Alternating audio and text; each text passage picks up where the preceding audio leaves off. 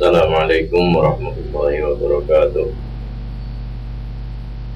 Innal hamdalillah nahmaduhu wa nasta'inuhu wa nastaghfiruh wa na'udzu billahi min shururi anfusina wa min sayyiati a'malina. May yahdihillahu fala mudilla lahu wa may yudlil fala hadiya lahu. Wa asyhadu an la ilaha illallah wahdahu la syarika lahu wa asyhadu anna Muhammadan 'abduhu wa rasuluh. Allahumma salli ala Muhammad wa ala ali Muhammad. Ya ayyuhalladzina amanu taqullaha haqqa tuqatih wa la tamutunna illa wa antum. Saudaraku, Allah yang dimuliakan olehnya, bersyukur kita masih bisa menikmati kehidupan. Untuk itu marilah kita niati bersama mengawali kehidupan kita dengan niat yang baik, dan mudah-mudahan dalam perjalanan kita ke depan kita akan senantiasa melakukan hal-hal yang bisa memperberat amal soleh kita di akhirat kelak. Saudaraku yang berbahagia, masih kita membahas tentang rojak atau pengharapan. Kalau kajian kita yang lalu, rojak bermakna merupakan harapan untuk memperoleh apa yang ada di sisi Allah Ta'ala tanpa pernah putus asa. Maka rojak juga bermakna perasaan tenang dalam hati untuk menanti apa yang menjadi harapannya. Jadi kalau kita gabungkan antara pengertian yang pertama dan yang kedua, bahwa memang kita harus senantiasa dengan upaya kita mencapai hal-hal yang baik, baik sifatnya duniawi maupun ukhrawi. Namun demikian kita tidak berputus asa, tergesa-gesa, ingin cepat berhasil di dalam mencapainya, tetapi dengan perasaan penuh ketenangan, dengan hati yang tenang. Nah, inilah makna roja, baik itu untuk meraih harapan-harapan duniawi maupun lebih-lebih lagi yang menjadi tujuan utama kita adalah harapan-harapan yang sifatnya ukhrawi. Saudaraku yang berbahagia, apabila sarana untuk mencapai harapan tidak dimiliki, jadi mestinya harapan itu kan harus dicapai, saudaraku. Dan untuk mencapai itu perlu adanya sarana, perlu adanya cara-cara, alat-alat yang digunakan untuk mencapai harapan tersebut. Maka bagi seseorang yang ingin mencapai harapan tapi tidak memiliki sarana, maka sikap seperti ini lebih tepat dikatakan sebagai suatu angan-angan semu atau sesuatu yang menipu diri sendiri. Jadi saudaraku yang berbahagia, kita harus bisa membedakan mana yang merupakan harapan dan mana yang merupakan sekedar angan-angan atau mimpi belaka. Jadi demikianlah. Namun jika yang diharapkan itu sudah pasti terjadi, saudaraku, kalau memang sesuatu itu pasti terjadi sesuai dengan sunatullah atau kebiasaannya, maka dapat dikatakan itu bukan merupakan sebuah pengharapan atau roja. Misalnya ini bisa kita contohkan bahwa seseorang yang menyatakan misalnya, saya mengharapkan matahari terbit, ini bukan merupakan pengharapan, saudara sekalian. Karena memang sudah diketahui oleh seluruh umat manusia bahwa matahari mesti terbit setiap pagi dan setiap hari. Nah, jadi itu bukan harapan namanya. Namun misalnya ada orang yang menyatakan misalnya, saya mengharapkan turunnya hujan. Nah, maka ini bisa disebut sebagai sebuah pengharapan. Karena memang kadang-kadang hujan, kadang-kadang tidak. Ini dari sisi bahasa. Saudaraku yang berbahagia, sebagaimana tadi sudah kita sampaikan, harapan-harapan kita itu baik yang sifatnya duniawi maupun sifatnya ukhrawi. Harapan-harapan yang ingin kita raih di dunia ini maupun di akhirat yang akan datang. Nah, ini mestinya harapan-harapan duniawi berupa misalnya rezeki, dapat pekerjaan, dapat ilmu, kemudian barangkali juga ingin memperoleh pasangan hidup, kendaraan, rumah dan sebagainya, itu boleh-boleh saja. Ya, sebagaimana dinyatakan oleh Rasulullah Shallallahu Alaihi Wasallam bahwa min sa'adatil mar'i atau min sa'adatil mu'min salat, ada 3 macam yang bisa menjadikan seorang mukmin itu bahagia. Yaitu tiga hal tersebut adalah al-mar'atus shalihah, yang kedua al-maskanus shalih, dan yang ketiga adalah al-markabus shalih. Hal-hal yang membahagiakan manusia atau membahagiakan seorang mukmin itu ada tiga. Yang pertama adalah pasangan hidup yang soleh. Kalau kita pria ya istri yang solihah, kalau kita wanita ya pria yang soleh, pria atau wanita yang baik. Nah, kemudian berikutnya adalah maskanus shalih, rumah yang bagus. Jadi rumah yang bagus itu juga sebuah harapan yang akan mendatangkan kebahagiaan bagi kita. Kemudian yang ketiga adalah al-markabus shalih, kendaraan yang bagus. Jadi ketiga hal ini dan juga hal-hal lain adalah harapan-harapan duniawi yang memang dihalalkan dan bisa menyebabkan kebahagiaan bagi kita semua, terutama bagi kita orang-orang yang beriman. Namun demikian, saudaraku yang berbahagia, harapan-harapan pencapaian kenikmatan duniawi itu bukan ansih hanya untuk duniawi saja. Nah, ini yang kadang-kadang kita salah ini. Jadi kita memperoleh istri yang cantik atau suami yang gagah hanya sekedar untuk dipamer-pamerkan. Wah, kalau nanti dibawa kondangan rasanya anda bikin malu gitu. Demikian juga dengan rumah yang bagus. Wah, apalagi sekarang ini bolak-balik ganti model, tapi hanya untuk gengsi, untuk memperlihatkan kepada orang-orang lain bahwa kita kaya. Jadi kita hanya ingin dikatakan kaya begitu. Wah, maka kita perbaiki rumah terus. Demikian juga dengan kendaraan. Nah, padahal yang dimaksud dengan capaian-capaian duniawi yang dibolehkan di dalam Islam adalah sebagaimana yang ditafsirkan hadis ini adalah bahwa yang pertama, wanita yang sholihah sebagai istri kita atau laki-laki yang soleh sebagai suami bagi ibu-ibu adalah kalau perempuan adalah istri yang taat, yang senantiasa ibadah kepada Allah Ta'ala, suami juga rijalun soleh, laki-laki yang soleh yang senantiasa bertanggung jawab terhadap istri, anak-anaknya dan masyarakatnya. Nah, ini jadi tidak sembarangan. Kemudian juga tadi yang namanya tempat atau tempat tinggal atau rumah yang bagus itu bukan hanya sekedar tongkrongan untuk dilihat orang dan kemudian kita terkenal, wah si A kaya, rumahnya luar biasa. Bukan seperti itu. Tetapi dikatakan oleh para ulama bahwa rumah yang bagus adalah rumah yang luas, di mana saudara-saudara kita, baik saudara-saudara senasab maupun saudara-saudara mukmin maupun orang pada umumnya, itu bisa memanfaatkan rumah kita. Jadi rumah yang bagus adalah rumah yang luas, di mana dimanfaatkan untuk aktivitas-aktivitas kajian, untuk silaturahim dari saudara-saudara kita dan sebagainya. Jadi sangat berlawanan seandainya kita rumah bagus, saudara kita dari desa misalnya mau berkunjung aja rasanya segan, barangkali nanti bikin kotor dan sebagainya. Bukan seperti itu. Kemudian juga kendaraan yang bagus adalah kendaraan yang cepat, biar kita tidak kalah beramal soleh. Jadi inilah saudaraku yang berbahagia, harapan-harapan tentang pencapaian dunia bukan dunia untuk dunia, bukan harta untuk harta, bukan wanita hanya sekedar untuk pajangan, tetapi adalah yang bermanfaat secara ukhrawi. Nah, saudaraku sekalian, hamba Allah yang berbahagia, nah itulah harapan-harapan yang sifatnya di dunia ini, bahwa dia hanyalah sebagai wasilah untuk meraih kebahagiaan di akhirat. Nah, saudaraku yang berbahagia, para alim ulama kita, orang-orang terdahulu dari kita yang hati dan jiwanya benar-benar untuk mahabbatullah, untuk menumpahkan kecintaannya kepada Allah Ta'ala, akan mengatakan bahwa dunia ini laksana lahan bagi kehidupan akhirat. Jadi dunia ini bagi mereka, dan mestinya bagi kita juga, saudaraku yang berbahagia, kalau kita memang mengklaim diri kita sebagai orang yang beriman, bahwa dunia ini hanyalah sekedar lahan, sekali lagi sekedar lahan untuk kehidupan akhirat. Hati adalah laksana tanah, hati kita ini seperti tanah.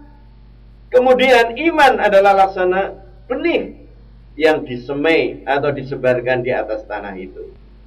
Dan amalan ketaatan berlaku sebagai sarana dan prasarana untuk mengelola dan mengatur sistem irigasinya.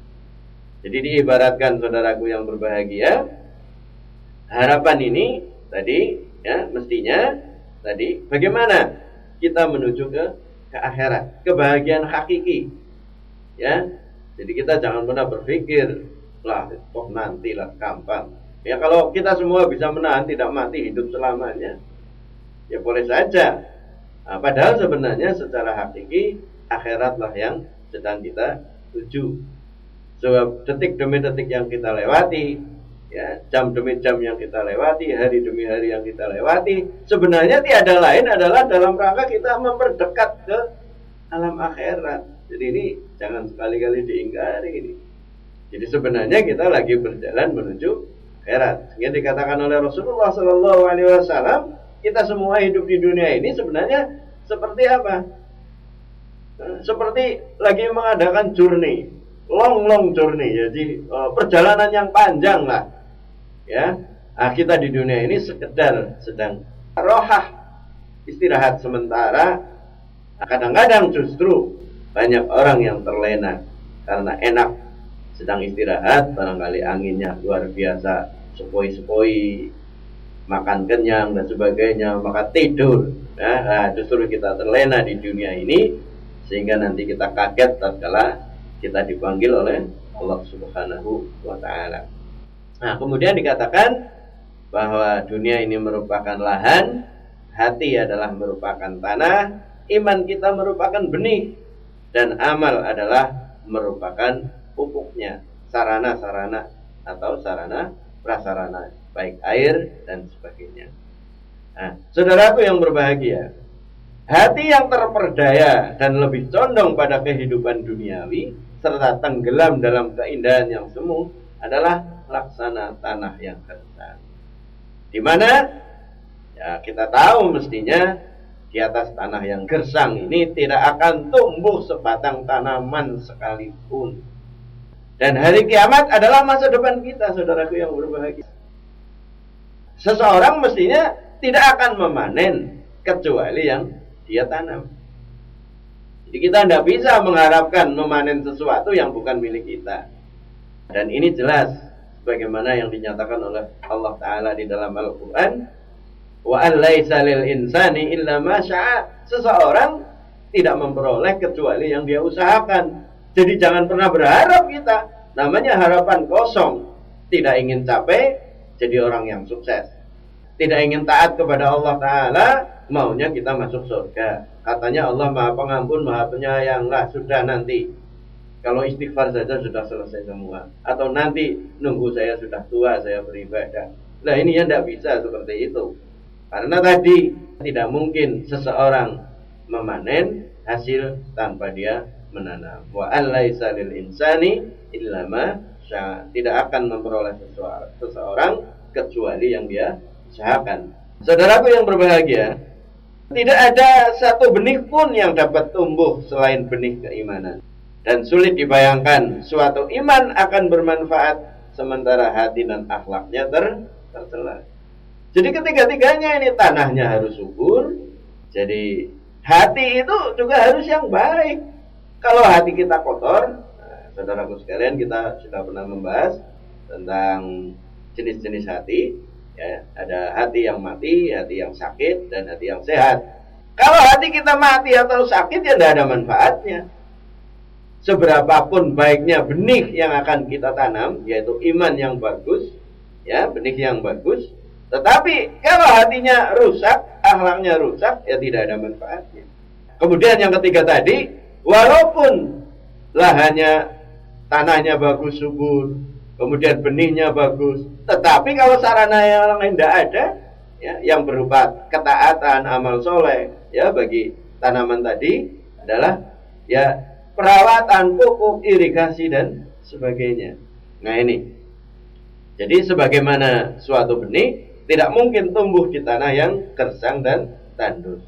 Perumpamaan bagi orang yang berharap roja, ya, jadi seseorang yang sedang berharap kepada Allah Ta'ala dan juga akan ampunan Allah Ta'ala adalah seperti petani tadi. Jadi si petani ini selalu di dalam proses dia menanam apakah padi atau yang lain adalah memilih bibit yang unggul mestinya, benih yang unggul. Dan mestinya ditanam pada tanah yang subur, diolah terlebih dahulu. Nah, mestinya bibit unggul ini juga yang tahan atas serangan hama. Nah, saudaraku sekalian, apabila benih telah tersedia dan siap disemai, selanjutnya memikirkan seorang petani ini kelanjutan dan pemeliharaannya, supaya kelak dapat memetik panen yang bagus dan memuaskan. Tetapi saudaraku sekalian, segala daya dan upaya yang dilakukan itu tidak terlepas dari kepasrahan diri kepada keridhaan Allah Ta'ala. Nah, inilah yang namanya pengharapan. Jadi selang waktu ya, yang dibutuhkan sejak awal dia menanam hingga masa panen, inilah yang merupakan masa pengharapan. Nah, ini. Jadi yang namanya rojak itu seperti itu. Jadi sebaliknya, bila sejak awal seorang petani tadi tidak mempersiapkan sarana dan prasaranya agar jerih payahnya kelak membuahkan hasil, maka ya dinyatakan ini, kalau ada peribahasa itu, Pak Pungkuk merindukan bulan. Nah, jadi ya wong dia tidak punya sayap, tidak punya apa-apa, juga kecil, maka kenapa dia tidak mungkin dia akan mencapai bulan. Jadi ini merupakan kebodohan semata, bukan merupakan harapan. Saudaraku hamba Allah yang berbahagia, pada hakikatnya kata roja hanyalah tepat diungkapkan untuk menanti datangnya sesuatu yang diinginkan, tapi tidak lepas dari upaya-upaya diri untuk mencapainya. Nah, jadi bagi saudara-saudaraku barangkali yang terkena musibah PHK, juga yang gagal panennya barangkali ya, juga saudara-saudaraku yang gagal bisnisnya, saudara-saudaraku yang ya lagi terkena musibah yang lain, maka marilah barang-barang kita muhasabah lah, kita muhasabah, upaya-upaya kita terus menerus, jangan sampai kita berputus asa. Makanya yang namanya harapan tadi, rojak tadi adalah harapan untuk meraih apa yang ada pada sisi Allah Ta'ala berupa kebaikan-kebaikan dengan hati yang tenang, tidak tergesa-gesa, tanpa putus asa. Kemudian saudaraku hamba Allah yang berbahagia, sarana dan prasarana di sini pengertiannya adalah segala sesuatu yang berhubungan dengan kemampuan manusia itu sendiri. Jadi sudah kita ibaratkan seperti barangkali rudal lah ya. Kita sudah punya sasaran, tapi kalau tidak ditembakkan ya tidak akan sampai ke sasaran tersebut. Jadi harus dibidikan dan harus dikendalikan ini ke arah mana agar mencapai sasaran. Jadi sarana ini di sini adalah dalam arti seperti itu. Tapi itu adalah merupakan yang di bawah kemampuan manusia. Jadi di dalam upaya untuk mencapai sesuatu itu tidak semuanya bisa kita kontrol ya. Karena memang sifat atau keadaan kita memang tidak sempurna. Sedang sesuatu yang berada di luar jangkauan kita manusia, sebaiknya diserahkan saja kepada Allah Subhanahu wa Ta'ala. Jadi kita porsinya, mana kita yang harus kerja keras, mana yang itu urusan Allah. Jadi tidak usah kita pusing-pusing. Allah Ta'ala sendiri sudah menyediakan, sudah membuka tangannya untuk memberi sesuatu kepada kita, ya kita tidak usah pusing-pusing. Kalau kita pusing malah itu bukan urusan kita. Jadi kita optimal betul, kemudian hasilnya kita serahkan kepada Allah Subhanahu wa Ta'ala. Karena bagaimana? Dialah Allah yang berkuasa untuk menentukan dan mengatur segalanya. Makanya di dalam kajian kita tentang takdir, saudaraku yang berbahagia, jangan pernah kita punya pendapat langsung kalau sudah takdirnya. Jadi orang miskinnya miskin, takdirnya memang harus dizolimi orang terus-menerus, ya tidak bisa. Ya tidak bisa seperti ini, saudaraku yang berbahagia. Sebab dalam kajian kita tentang takdir itu ada 4 macam, saudaraku. Takdir umumi ya, takdir yang umum. Jadi ini takdir yang ditentukan oleh Allah Ta'ala sebelum semuanya diciptakan. Nah, sudah ditentukan kapan gunung ini meletus, kapan benua ini seperti ini, kapan laut ini akan. Jadi semuanya itu sudah ditentukan sejak awalnya. Nah, kemudian yang kedua adalah takdir umuri, takdir kita. Jadi pada waktu ruh kita akan ditiup kepada jasad kita di perut ibu kita, itu takdirnya sudah disebutkan di sana. Juga ada takdir tahunan, itu makanya ada malam Lailatul Qadar. Kemudian juga yang luar biasa adalah takdir yaumi, takdir harian. Jadi Allah Ta'ala itu maha kuasa merubah. Wong dia yang kuasa segala sesuatu. Makanya itu kita harus usaha optimal untuk mencapai harapan. Dan kita berdoa kepada Allah Ta'ala. Jadi wilayah kekuasaan Allah Ta'ala atas hasil pencapaian harapan kita sundul lah istilahnya ya. Kita song-song dengan berdoa kepada Allah Ta'ala untuk tadi. Nah, jadi kita sebenarnya kan lagi mencari takdir kita. Dan Allah Ta'ala yang maha kuasa menentukan kita. Demikianlah saudaraku yang berbahagia. Ketika kita telah menabur benih, yaitu berupa iman di lahan hati yang subur, dan disirami dengan air ketaatan, membersihkan hati dari duri-duri yang akhlak yang kotor dan akhlak yang kotor. Kemudian kita sabar menunggu karunia Allah Ta'ala untuk menguatkan tanaman keimanannya itu hingga datangnya, kalau kita ini bukan panen, kalau kita ini diibaratkan adalah datangnya kematian kita. Cuma ya mati yang sukses ya, jangan mati yang sengsara. Nah, mati yang sukses adalah di dalam Islam adalah istilahnya husnul khotimah. Jadi sebenarnya saudaraku yang berbahagia, perjalanan kita semua itu kan sedang menuju titik finish itu. Yang namanya kematian adalah pintu pertama menuju akhirat. Nah, itu sebenarnya yang sedang kita tuju. Jadi kita itu kepengen mestinya mati yang sukses, yaitu husnul khotimah. Nah, mati yang sukses seperti apa? Nah, kita semua tahu. Nah, Rasulullah pernah mengatakan, "Idza mata ibnu Adam inqata'a amaluhu illa min salat." Jadi kalau seseorang itu mati, semuanya putus kecuali 3 hal, yaitu sedekah jariyah, waladin sholih yad'ulah, anak soleh yang mendoakan, dan yang ketiga adalah ilmu yang bermanfaat. Jadi marilah usaha kita itu kita semuanya. Itu semuanya kan merupakan urusan-urusan dunia itu. Ilmu yang bermanfaat, anak yang soleh, sedekah jariyah kita di membangun banyak hal, menciptakan sarana dan sarana untuk kemaslahatan umat. Nah ini, jadi akhir dari umur kita itu dalam keadaan baik, yaitu husnul khotimah yang akan mendatangkan ampunan dari Allah Ta'ala. Nah, maka penantian yang demikian inilah yang dinamakan dengan rojah yang sebenarnya atau pengharapan yang sebenarnya.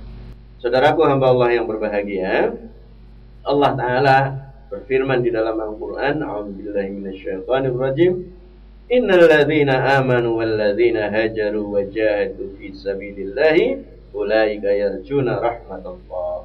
Nah, sesungguhnya orang-orang yang beriman, orang-orang yang berhijrah, dan orang-orang yang berjihad di jalan Allah Ta'ala, mereka itulah yang akan mengharapkan rahmat Allah Ta'ala. Dan Allah Maha Pengampun lagi Maha Penyayang. Lah, ini yang merupakan sarana saudara yang berbahagia. Jadi pengharapan untuk memperoleh rahmat Allah Ta'ala sarananya adalah 3 tadi. Iman, hijrah, dan jihad. Nah ini, coba mari kita urei. Yang namanya iman itu tidak sekedar pengakuan saudaraku yang berbahagia.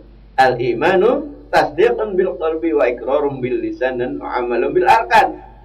Jadi iman itu bukan sekedar angan-angan, tetapi dia adalah keyakinan dalam hati. Kita ucapkan dan kita amalkan. Itu baru iman. Jadi tidak bisa yang kita angankan, yang kita renungkan, yang kita omongkan, tapi harus dibuktikan. Nah, yang namanya hijrah, ya secara syar'i memang sekarang tidak ada. Cuma secara hakiki yang namanya hijrah, al-muhajir, demikian Rasulullah berkata, seorang yang hijrah adalah man hajara manahallahu anhu. Jadi seseorang yang berhijrah adalah orang yang meninggalkan apa-apa saja yang dilarang oleh Allah Subhanahu wa Ta'ala. Dan yang ketiga adalah jihad di jalan Allah Ta'ala. Jadi jangan dimaknai yang namanya jihad itu perang saja atau bom-boman ya. Ini kadang-kadang makna jihad sudah kita salah mengertikan. Yang namanya jihad adalah sungguh-sungguh untuk mencapai sesuatu.